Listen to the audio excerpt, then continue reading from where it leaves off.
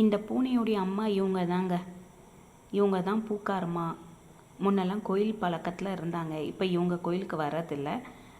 இந்த பூனையை ஒரு வாட்டி பார்த்துட்டு இது ஏன் பூனைன்னு சொன்னாங்க. சரி கூட்டிகிட்டு போங்கன்னு சொன்னால் அவங்க வீட்டில் 18 பூனை இருக்கான். அதனால் நீ வச்சுக்கோன்னு சொல்லி விட்டுட்டு போனாங்க. அந்த பூனையும் வெளியில் போகல. அதனால் நானே வளர்க்க ஆரம்பிச்சிட்டேன். இப்போ இந்த பூனை கன்சீவாக இருக்காங்க.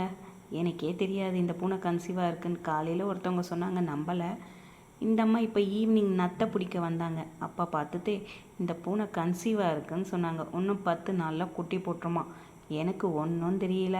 நான் பார்த்துட்டு வளர்த்துட்டு இருந்தால் இந்த பூனை கன்சீவாக இருக்குன்னு இப்போ ஒரு பீதியை கிளப்புறாங்க. சரி ஓகே, என்ன பண்ணுறது. இங்கே நிறைய பூனை சுற்றுதுங்க நைட்டில்.